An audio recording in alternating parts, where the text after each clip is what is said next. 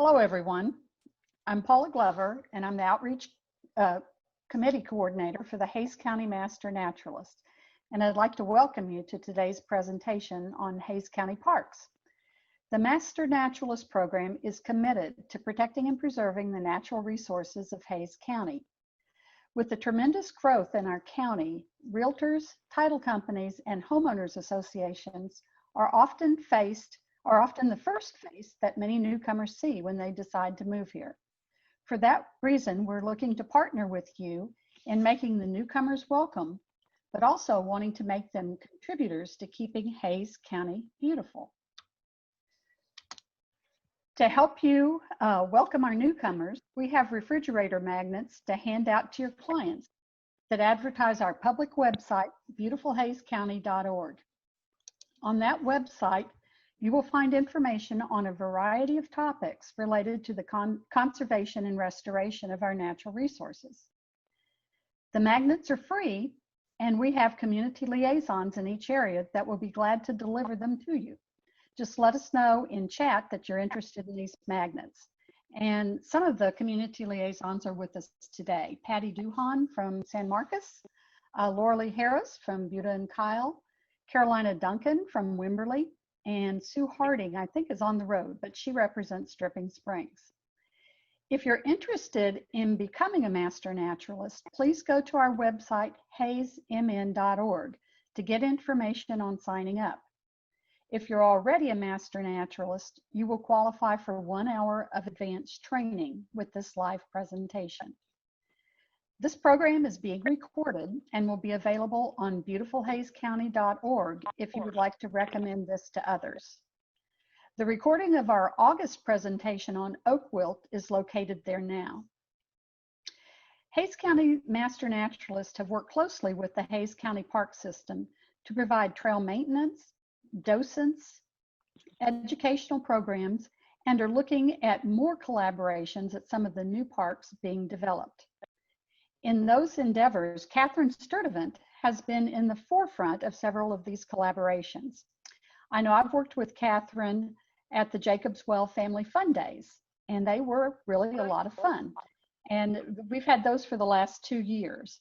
She's a friend of our organization, and so she's the perfect person to tell us about Hays County Parks. Officially, Catherine is the Education and Outreach Coordinator for the Hays County Parks Department. She has been with them for 3.5 years.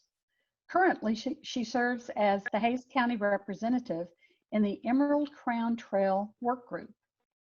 She also operates the park's Facebook page and other web pages and oversees education programs such as field trips and guided tours.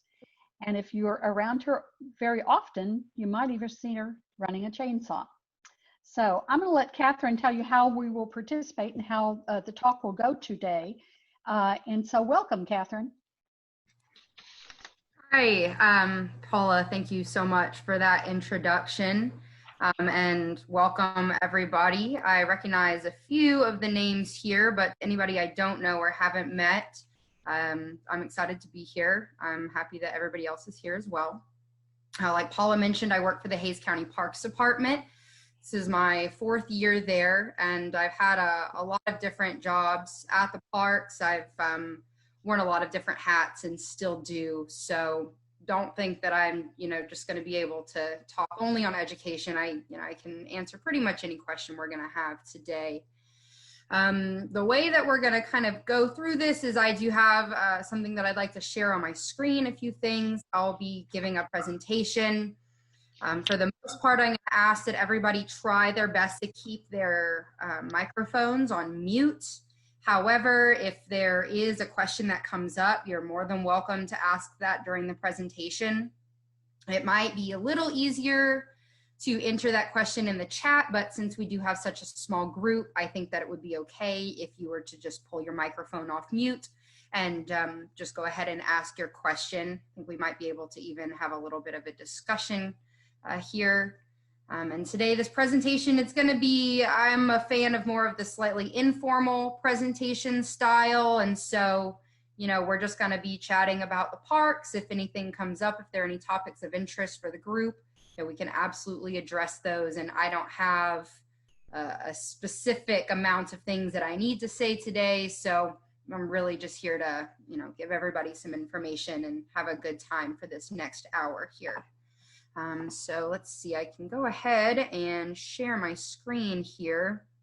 If at any time anybody's unable to hear or see anything that I am discussing or showing, please feel free to enter in the chat that you're having an issue and we will address that. Let's see here. All right. And we are all the way at the end here. See.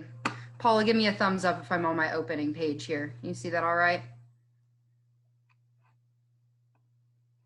Yes, you're just fine. Perfect. All right, so I'll go ahead and get started here. So I'm going to be talking today about the Hays County Parks, Preserves, and Open Spaces. This here is a photo of our team. We're a relatively small team. There are about 7 of us in the Parks Department total that were responsible for all of the parks, preserves, and programs that I'm going to be talking about today. And these are a few of my coworkers here. We're a really close team and we really enjoy what we do. So Hays County, it's a great place. I myself live in San Marcos, Texas right now, and commute to most of the other cities in the county to do my job. So I get to see a lot of Hays County. It's a really unique place, and as everybody here knows, I'm sure, it is one of the fastest growing regions right now. We were listed as one of the fastest growing counties, regions, cities, and we are still experiencing significant growth. That's due to a bunch of reasons. I like to attribute that, number one, to our incredibly unique location in Central Texas. We have access to several of the major cities here in the state. There are a lot of opportunities here in this area. Many people seek it out for its beauty, but also for its, abundance of things to do. You can get from San Antonio to Austin in about an hour or 5, depending on traffic. But, it's a good place to be. I'm sure most of y'all know that because you also live here. But in addition to its unique location, it's got a really unique topography and wildlife set. And I think that's something that also attracts a lot of people to this area. It can be really rugged, but incredibly beautiful and filled with great views, really unique wildlife, and just a really nice area to be in. Hays County has some really significant water resources, but with that comes some really interesting and unique challenges for us. We do have quite a few rivers that cut their way through Hays County, and we are in a really unique karst environment, which means that we've got these groundwater resources that not many other people have access to. This includes, regular surface features like caves and sinkholes, but also what we refer to as the aquifer system, which is, a really hard concept to wrap your head around, but it's just this resource of groundwater that not only is there for us to use, but also there for us to try to protect and keep there. And we'll be touching more on these groundwater resources when I mention some of our other parks, but that's something to keep in mind. Not only is the county unique in its topography, its landscape, and its views, but its citizens as well. We have a really interesting group of conservation-minded citizens here in the county. Very many conservation groups, conservancies dedicated to protecting these assets here in the Hill Country. And on top of that, we have these amazing groups like the Master Naturalists that are amazing at what they do, that work in so many different unspoken ways, and that are this labor, maybe not labor, but this assistance to me. It's just me doing my job, but I count on 50 to 60 other volunteers in and out that help me accomplish my goals. And these Master Naturalists and other citizens are working in a bunch of different ways to make sure that we are conserving our resources here. I think that's something really unique. But lastly, we have these really amazing accessible outdoor spaces in the county, and some of those today I'm going to be talking about. We have 3 major parks and preserves here that are a part of the Hays County Parks Department.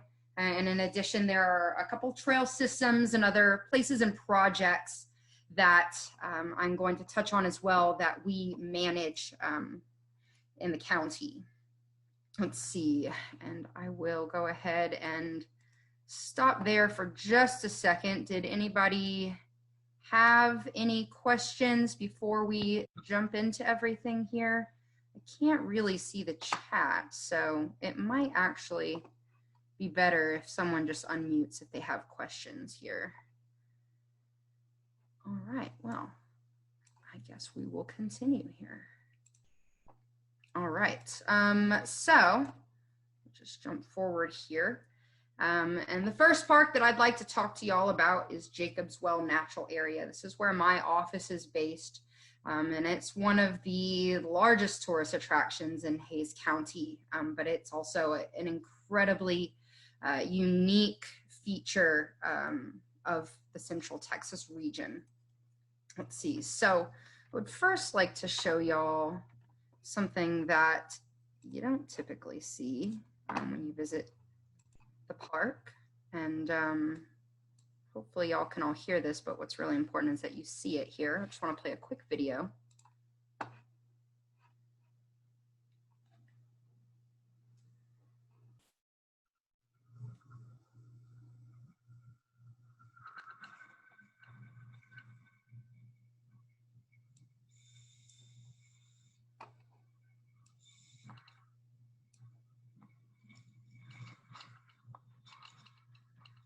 So, Catherine, we're just seeing your PowerPoint page. We're not seeing the video. Oh my goodness, I might have to, I'm not actually the most knowledgeable on Zoom. It may be that I need to stop sharing and then reshare my screen here. All right, can you see something other than my PowerPoint now? Yes. Perfect. All right, I'll go ahead and try that one more time. Okay.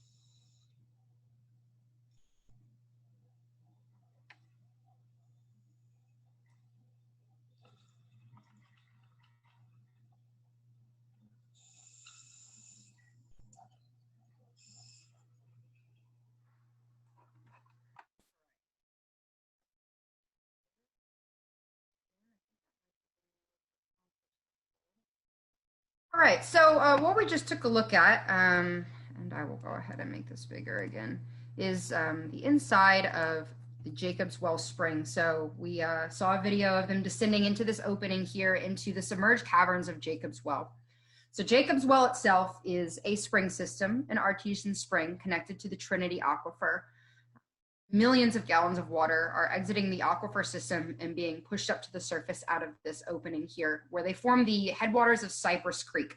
This is a very valuable water resource in the city of Wimberley, Texas. And Jacobs Well itself is also the site of a lot of tourist activity. We offer swimming in the summers every year. And so most people don't really get to experience the submerged portions of the cavern, but there is about a mile of that cavern down below the surface, of which there are a couple different segments of that cave.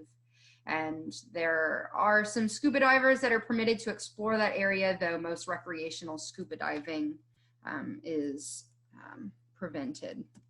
Let's see. So we'll just go ahead and talk a little bit about this park. This one's probably going to be one that if you're talking to people in the area, or if you're talking to people who are potentially wanting to come to the area, they've probably heard of Jacobs Well. So again, this is located in the city of Wimberley. It's about an 80-acre park that we have. It's open every single day, and people are always welcome to come out to this park. As I mentioned before, swimming is a big thing to do over the summer, but that's only permitted from May through the end of September. And that is because at that point we move into an aquatic restoration period. This is something that's really important for us.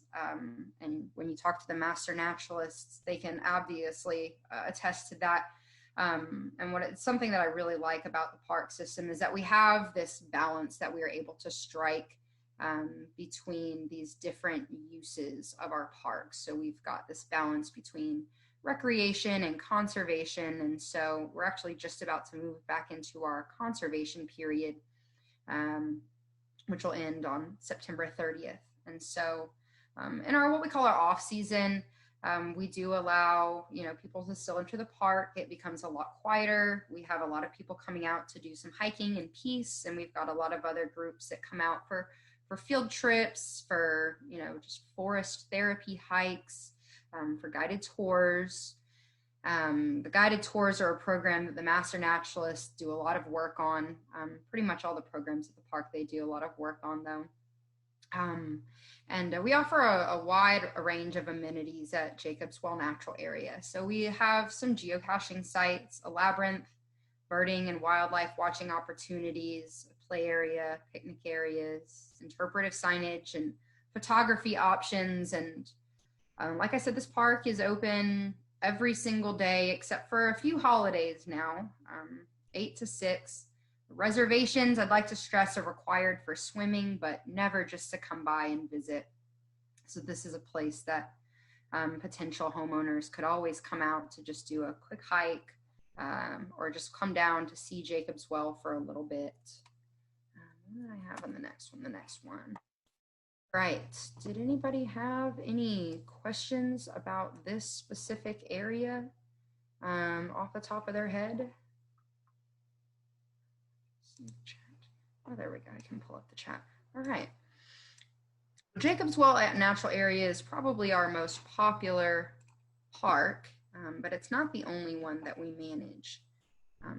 We've pretty much got a park in every single city or area of Hays County. So this is our Wimberley Park, and the next one that we have, see if we can jump forward here, is 5 Mile Dam Park in Kyle, Texas. This park is located right next to the Blanco Vista subdivision off of Old Stagecoach Road, right there off of I-35 as well. And I'm gonna have to stop sharing here for a second again so I can pull this up. Let's see. Hopefully y'all can see this video.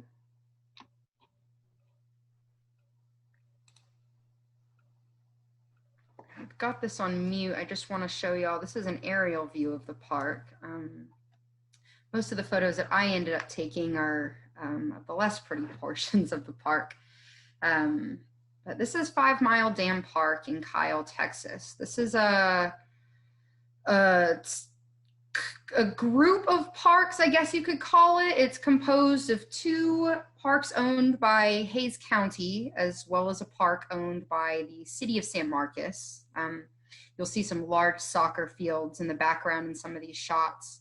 And that is the soccer fields belonging to the city of San Marcos. We manage everything that has to do with the river and that riparian buffer zone.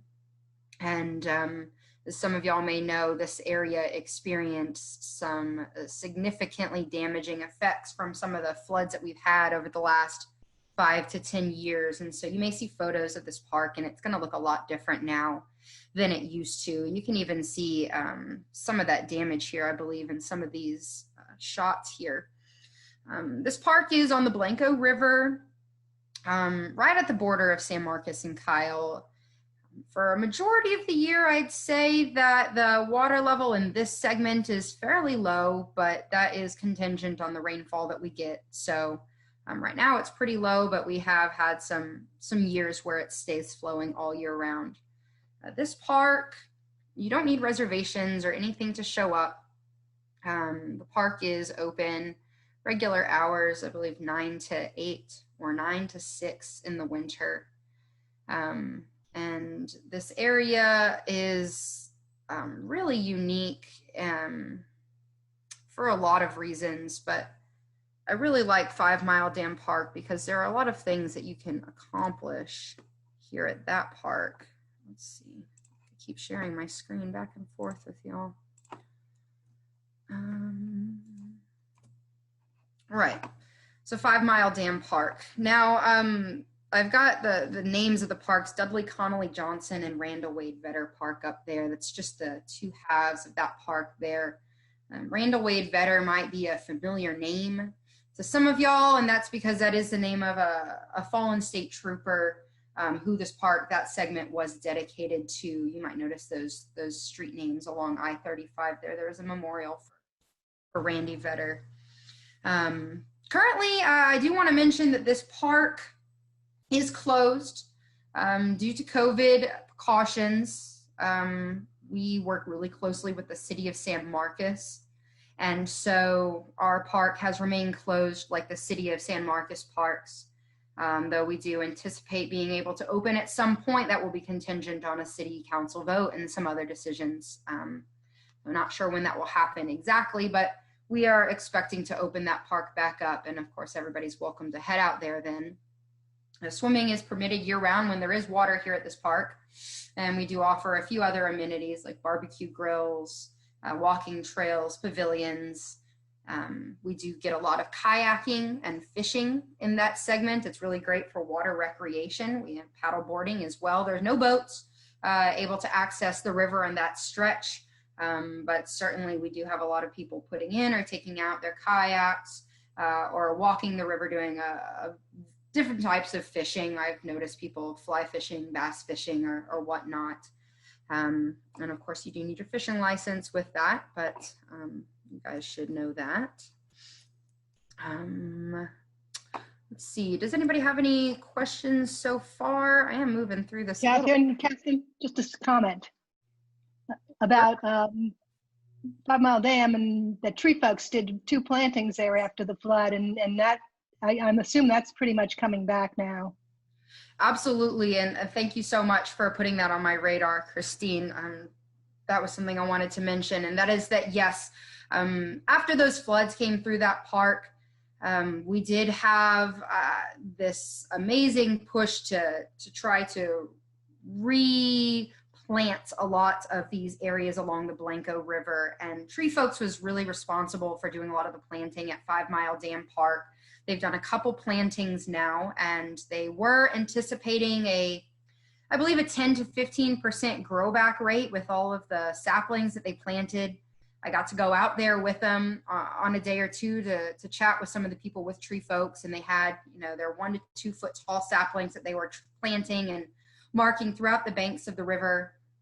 And they were very careful to preserve the edges of the river to keep that riparian vegetation there, which basically fostered or acted as a nursery for these baby trees. And so that's something that sometimes people like to complain about when they see this brush along the edges of the rivers in these areas, but that's just a protection for the river itself. It keeps erosion low, it keeps pollution out of the river, and it also helps to allow that vegetation to regrow. And we are starting to see some of those trees finally coming back. It's been a few years now, and they're, maybe 3 to 4 feet tall, but we do have quite a few more baby trees growing up in that park than we initially did. That segment of the river was one that was initially lined with cypress trees, which unfortunately we do not have anymore, but at some point we are hoping to see a lot of those cypress trees and other trees, because we do have a large variety of trees out there, to come back. Tree Folks is a really great group here in Hays County, and they do a lot of community work. They do a lot of giveaways with trees where they are just handing out trees to the public to get those trees back into the ground and out in our county. And so those are always really great opportunities to look out for. I know at Jacob's Well, we've received probably 100 to 200 cypress saplings over the last couple years that have all gone out into the Jacob's Well natural area region. And we've noticed quite a few of those are still sticking around, growing along Cypress Creek again, which is always super exciting to see. Thank you for that, Christine. Did anybody else have any other questions or comments so far as we're going along? Okay. All right. We will jump ahead here. So that's our park in Kyle, 5 Mile Dam Park. Now the Gay Ruby Dahlstrom Nature Preserve is our newest preserve. That one's really exciting and very unique. This one is located in Buda, Texas, though if anybody lives in Buda, you might argue that it's kind of on the outskirts of Buda, I believe. This one is, and I specifically call it Gay Ruby Dahlstrom Nature Preserve. It's not a park or a natural area. It is a preserve, and we'll touch on that a little bit. That usually pertains to the different things that you can do in the parks, the different rights that you have there. But I want to give a little history on this park first. The Dahlstrom name is one that you might recognize, you might know already, or you might not. The Dahlstrom family is a family that lives in the Buda area, and Gay Ruby Dahlstrom is a woman, a very conservation-minded woman who did unfortunately pass a few years ago, but for whose namesake the park is named after. Now her family, they are still around in the area, and they are the ones that helped us create this preserve. Gay grew up in the area of Buda on the specific land that I'm referring to, and spent most of her life there. She enjoyed being out on that land so much and got so much joy from the connection with nature that she had, and that she always wanted to share that with other people.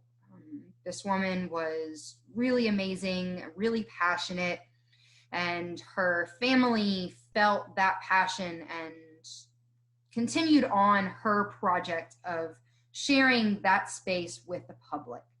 The Dahlstrom family, about 10 years ago, started speaking with some entities around the county that included the Hill Country Conservancy, the city of Austin, and Hayes County, and started discussing the potential for protecting the space. And they started negotiating a conservation easement. I think a lot of y'all will know what a conservation easement is, but for anybody that doesn't know, a conservation easement is an agreement between a private landowner and a nonprofit land trust like the Hill Country Conservancy. There are many, many land trusts in Texas and across the country.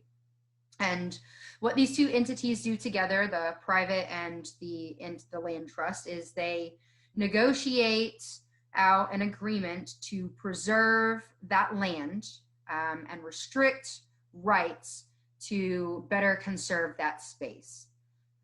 These conservation easements are incredibly unique. There's not just one form that they can take, and what is super amazing is that the landowner is always in control of what rights are restricted. And when I'm talking about rights, I mean mining or cattle grazing, or fishing, the mineral rights, the soil rights. There are a lot of different things that one can do on private land, but they are not all equal, I guess, in terms of how they affect the environmental health. So what a non-profit land trust can do is identify these spaces that are really valuable cultural assets, or really valuable for water resources, or for wildlife habitat to prevent fragmentation.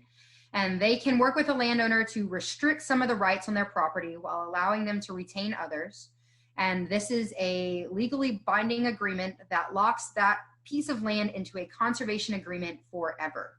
And when I mean forever, I mean forever and ever, to where it can never be undone, even if the land changes hands a million times, even if the entire city develops around that segment of land, whatever rights are restricted there in the beginning exist forever. And there are myriad financial benefits of both parties, which I'll talk about later in doing so.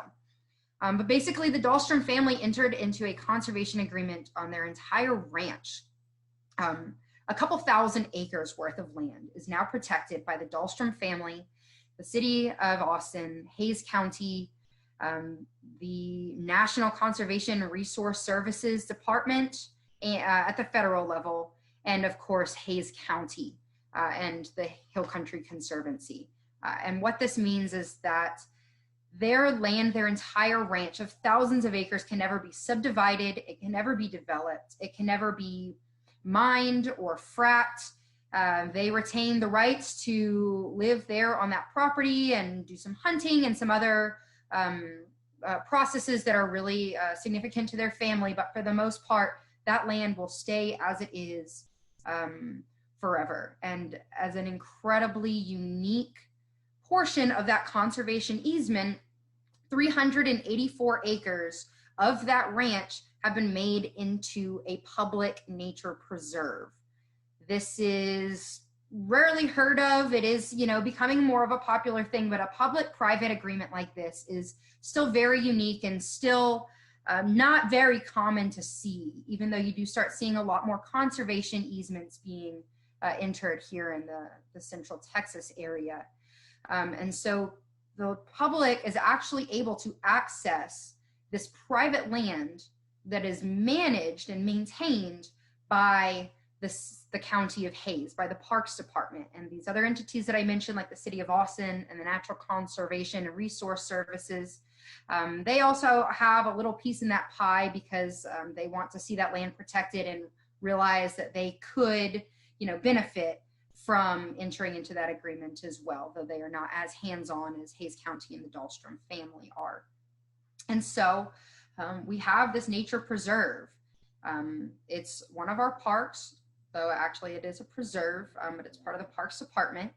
The Hill Country Conservancy is our nonprofit land trust. So they come out to the park several times a year to ensure that that agreement is being upheld and making sure that land rights are being carried out the way they were agreed upon. Hays County manages and maintains this property, ensures its safety and maintenance, as well as conduct programs out there and run the day-to-day operations of checking people in. And the Dahlstrom family themselves still retain the property. They're leasing this small segment of land as part of their conservation easement to the county right now. Because of the really significant and delicate nature of this area, entrance is by reservation only. But you can access this park. It's really easy to make reservations online, just like Jacobsville Natural Areas reservation system. And we offer about 4 miles of hiking trails. What I really like about this park is that there is a 3/4 mile ADA trail, fully paved asphalt, accessible to strollers, wheelchairs, and just those with a little bit of issue walking or, accessibility problems. And then in addition, there are about 3 to 4 miles of primitive dirt trails on the property. So depending on your preference for hiking, there are a lot of different options, and there are quite a few different segments of the park that take you through a few different looking ecoregions. That park is right on the edge of the Edwards Plateau and Blackland Prairie ecoregions. And so it's in an area of overlap, which means that there is a very high biodiversity rate there. I mentioned that it is a very unique public and private agreement, and I am really hoping to see more of those in the future. And at the heart of this agreement, at the heart of this easement itself, is the fact that the Gay Ruby Dahlstrom Nature Preserve is an incredibly valuable recharge area. So going back to what I said about Hays County having some very valuable water resources and also water resource challenges, one of those is ensuring that there is enough water in our aquifer system. We've got more people moving to this county. We've got more people requiring these water resources, but there is a finite amount of this resource. And so a problem that we all struggle with is making sure that these resources, that there are enough to go around. And so that is maybe one of the main reasons that the conservation easement at the Dahlstrom Ranch was created. This is an incredibly valuable area of recharge to the aquifer system, and dye tracing has shown that water makes its way into the ground at the Dahlstrom Ranch and exits in Barton Springs in a matter of days. They've done multiple projects on this to demonstrate this fact. And we know that there are a ton of karst features, caves, and other smaller sinkhole and other features out on that property that are allowing that water to enter and penetrate down into the aquifer system. This obviously could not happen if the entire area were paved over, subdivided, and developed. And this is a concern, and it goes back to that concept of striking balance here. And this is one of the areas where we were able to strike a positive balance by preserving this entire area, preserving the recharge effects of this space, but also providing an area, a continuous area for existing habitat, among other things. Let's see. And I've got a little bit extra on conservation easements here in case anybody was wondering. I think they're really such an interesting form of land use. And they're just a really cool topic, especially when we consider other issues like the topic of eminent domain, which we see relating to the Kinder Morgan Permian pipeline. One of the things that allowed them to build this pipeline was the concept of eminent domain that allowed that land to be taken from those private landowners. Conservations are the complete opposite. So the conservation easement, that power is placed in the hand of the landowner along with the agency itself. And I think it's really cool to see the landowner getting to, as it says at the top, voluntarily enter into that binding agreement. That's what's most important for me, is that voluntary aspect. And so that is just, you know, something that if the landowner wishes to do, they can. And as I mentioned earlier, there are significant financial incentives. So if anybody has land, you can preserve it. Conservation easements are typically larger parcels of land, but they can function at the level of 2 to 5 acres or smaller or larger. It really depends on the value of the land, not necessarily the size. And the financial incentives are great.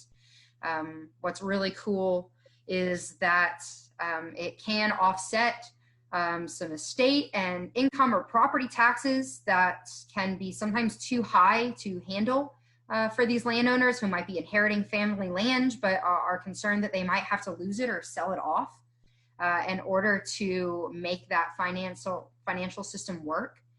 But then, of course, there are all of these ecosystem service benefits. When I say ecosystem services, I'm talking about the innate value of the services provided by water recharge, or by having a pollinator habitat, or by having a space with trees that are generating clean air.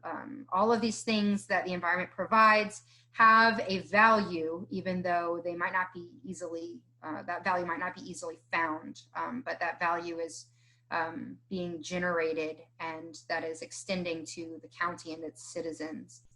And of course, these easements are enforced and protected by these really reputable conservancies and agencies that are dedicated to preserving these spaces. So that is my little rant on conservation easements.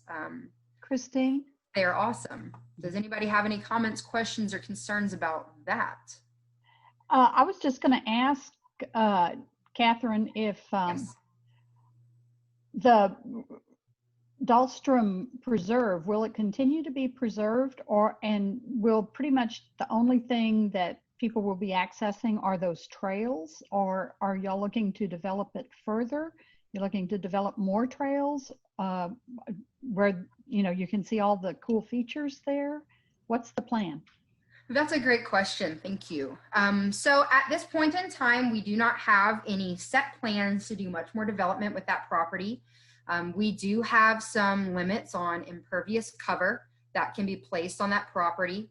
And there were some environmental impact assessments that had to go into approving the corridor for the trails that already exist.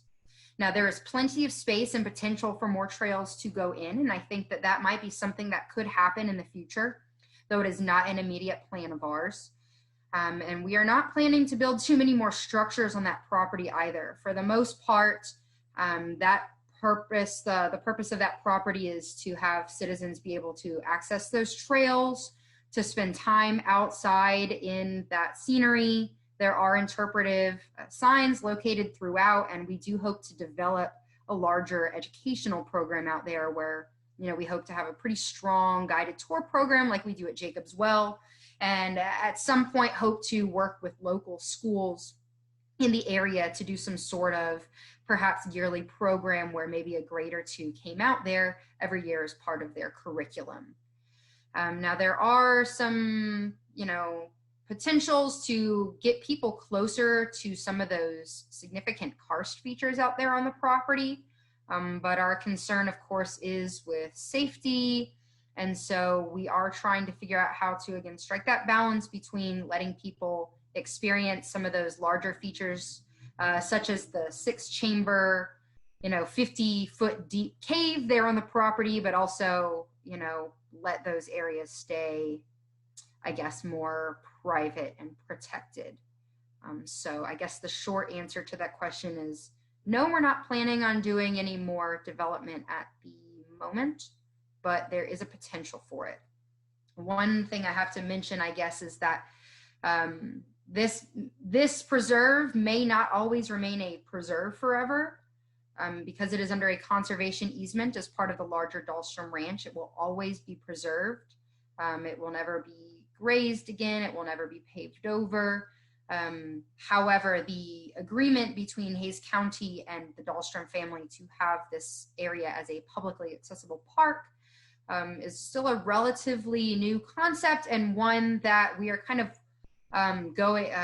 dealing with as we go along. So that actually is a really interesting agreement where we have some potential for extending the lease in 5 to 10 year segments, depending on how the project is going. So we might not always have people on that property, but it is always going to be protected. Thank you for that question. Did anybody have any other questions or comments so far as we're going along here? Okay, all right. Well, thanks guys for sticking with it here. And another place I want to talk about is Winters Mill Trail. So we've covered the main parks. Those are our major parks in Wimberley, Kyle, and Buda. And one more I want to touch on is Winters Mill Trail in Wimberley, Texas. This is one of my favorite areas, and that's because, as you can see in this photo here, in the springtime, this trail is absolutely covered in a thick layer of bluebonnets, which are mine and probably a lot of other people's favorite flower. I make it a point every year to go out there and look for the, as I call them, mutants, which are the white and pink and light blue bluebonnets that will pop up. I absolutely love to see those, and we have so many people out on this trail. It's let's scoot forward. It's about a 2.5 mile stretch that we maintain. It's a walking trail that connects Wood Creek subdivision to Blue Hole Regional Park in Wimberley. The trail continues into Blue Hole Regional Park and continues along sidewalks in Wood Creek, and is part of a larger project of connectivity in Wimberley, which I'll talk about in a little bit. This trail takes you through some cedar forests along with mixed oak forests.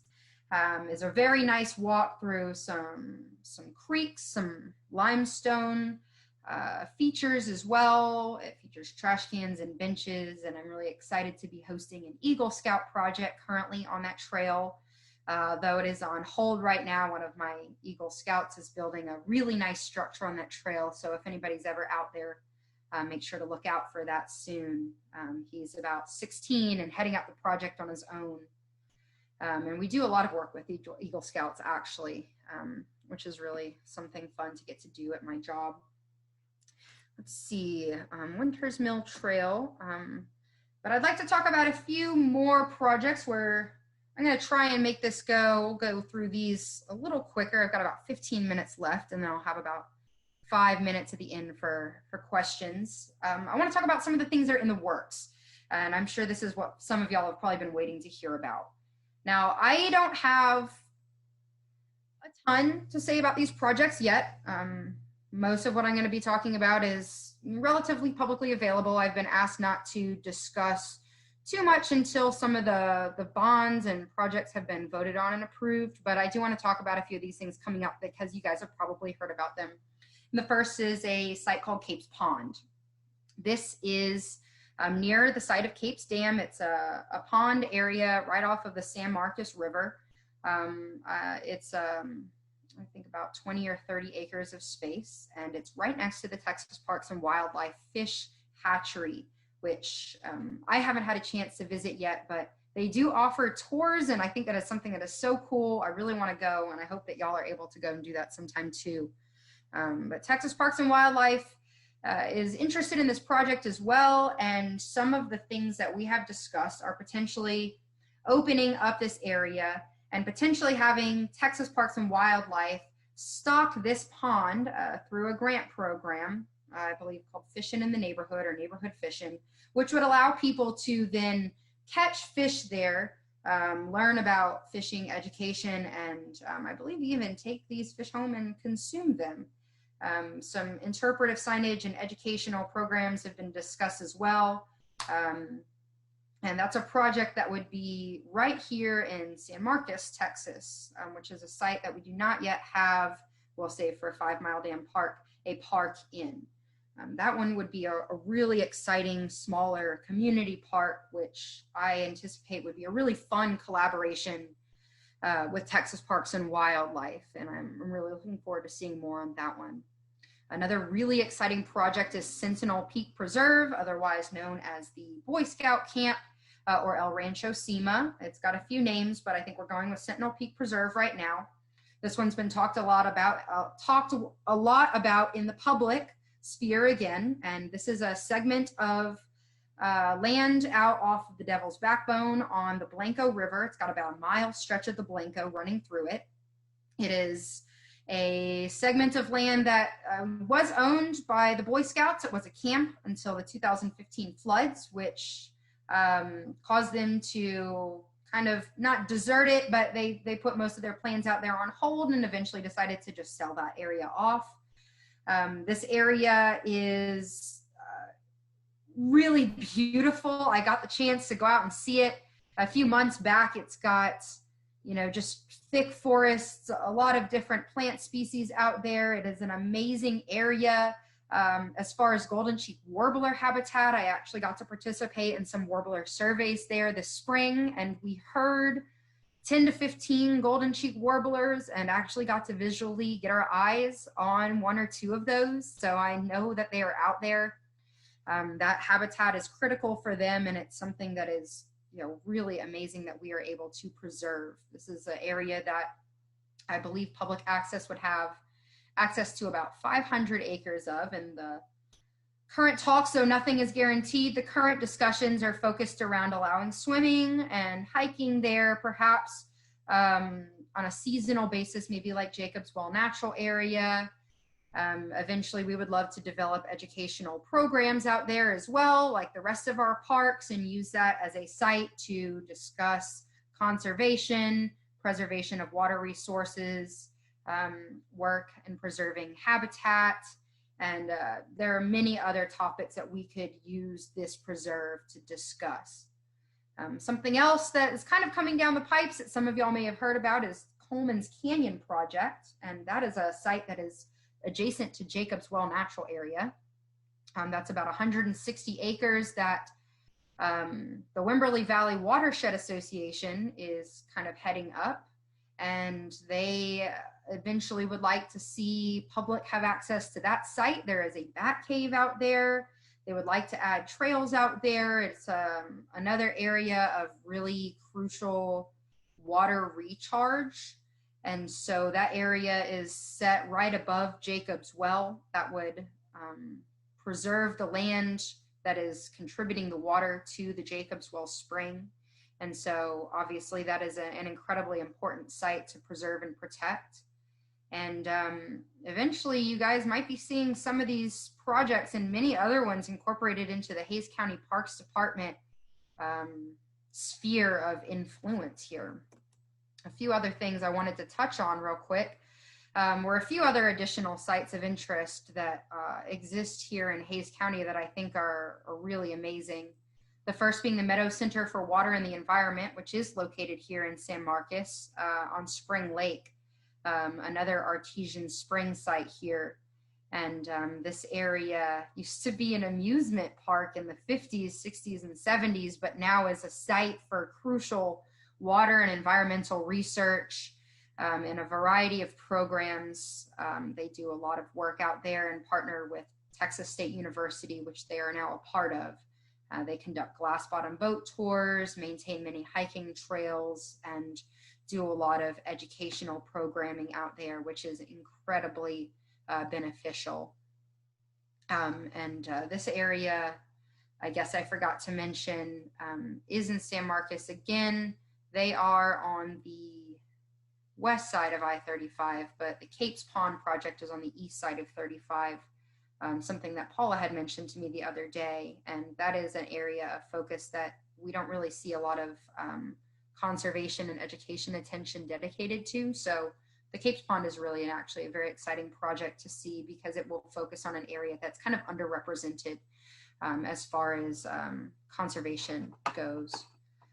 The Emerald Crown Trail, I wonder if I can stop share again here. The Emerald Crown Trail is, oh, you're just still going, aren't you? Oh dear. I wonder if I can pull that up. Got a little toolbar here. Oh no. Well, I've clicked on a bunch of things and I will just put it back. But the Emerald Crown Trail is something that you also may have heard of. And that is a project that I am working on currently. That is a proposed trail system that would link Austin to San Marcos. It would play into a lot of existing trail systems and connect a lot of parks, preserves, and other cultural resources and sites like libraries or community centers.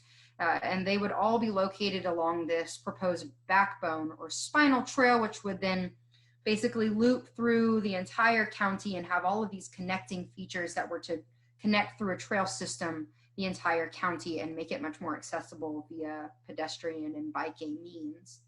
And the Emerald Crown Trail is part of this larger trend of connectivity that we've been seeing here in the Hill Country region. It would extend from the Violet Crown Trail. It would also perhaps link in with some of the proposed plans for a Wimberley connective trail system and for the almost complete trail that links the San Marcos Greenbelt right now. There's almost a continuous circle of green space through San Marcos already, which would connect to the Emerald Crown Trail. And then of course, the San Marcos Greenbelt is another amazing resource. They've got a ton of spaces and are constantly acquiring others in this county. And we do get to work with them sometimes doing what we do. But that about brings me to 1:55. I, to be honest, really thought that I was going to speed through this and have way too much time at the end. I was a little concerned, but it looks like, as usual, I've talked way too much. But I will go ahead and stop sharing and open this up for anybody that wants to put a comment out or a question or a discussion point, and I will turn that over to y'all.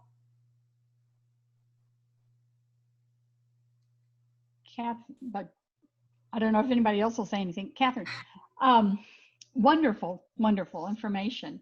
But I know that Jacob's Well, in looking on their website, there's no more spaces to go swimming between now and September 30th. Y'all are booked up. And with more and more people moving into Hays County, is there a concern about overuse? Because some of these are pretty precious and fragile resources. What message would you have for the realtors and title companies as we welcome new people in? What kind of message would come from the Parks Department? That's a great question. And that goes back to what I touched on earlier in this presentation. And that is that all of this comes down to striking a balance. As I mentioned earlier, we allow swimming for portions of the year. We do not allow swimming for a little over half the year in order to let that area recharge, and that is something that we found that works very well. We found ourselves in a really unique position this year with the ongoing COVID pandemic, and a lot of us have had to adjust our schedules, our routines, and our daily actions to kind of accommodate this ongoing situation. The Parks Department has not been immune, and currently we're functioning at a 50% capacity as far as public access, which means that only 30 people are swimming every 2 hours in Jacob's Well, as opposed to what we previously allowed in previous years, which was 60. Now we're also limiting the amount of hikers in the park to try and keep more space between people, but most of the staff have observed that having only 30 people swimming at a time has been amazing. It's been so beneficial that we, in fact, are going to be pushing in the future to only allow 30 people to swim every 2 hours, pandemic or not. And we found that it reduces the amount of environmental damage, of personal risk, of liability, of stress on employees. And we get a lot of pushback on this sometimes. And the way I like to explain it is that, you know, if every single person that wanted to use Jacob's Well for their own means were to go ahead and do so, we would be so overrun, so filled with people, we would not be able to handle it, and the entire area would not be able to sustain that level of people. And that's always the question, is when you have I guess in classes we've discussed a lot about this concept called the tragedy of the commons. When you have a common resource such as nature or a park, when everybody has access to it, they need to strike a balance and not use it too much, but still get a fair use out of that resource.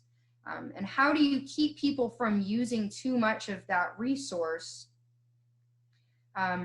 and ruining it for the rest of everybody else? How do you ensure the fair use and allocation of a resource that it's sensitive, that needs to be protected, but still needs to be available to everybody? And I guess my answer is that I think first and foremost that bringing people out to these parks, seeing for yourself these spaces is really important, because you get a much deeper understanding of the area than if you were to just look at photos online. And I think education is really key. And homeowners about is joining programs or joining these presentations like this to learn a little bit more, joining the Master Naturalist program, or coming out to one of the Hays County parks and taking a guided tour and just kind of learning a little bit about the area, because I think understanding here is key. And when you understand a space, you understand what that space needs and what that space doesn't need. It's a lot easier to act the right way in that space and share that space with other people.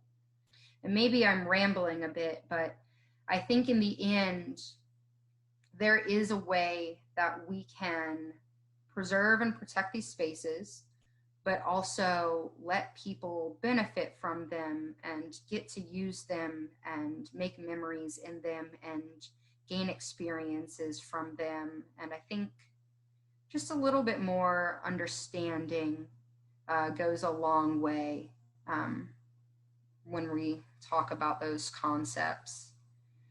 And maybe I'm just talking a little because I came out of a 3-hour grad class this morning, and we've been talking about theory and politics, and I've been in a very elevated headspace today, but I really appreciate that question, and it's something maybe that we all need to consider. How do we preserve and protect these spaces, but still get to use them? Thank you for that, Paula. Did anybody else have any other comments or questions? It's 2 o'clock. I don't want to take up anybody else's time, but I do want to answer any other questions that y'all have here before we go. All right. Well, okay. Thank you very much. I really, really appreciate you taking the time out today to visit with us. And then we will see y'all soon.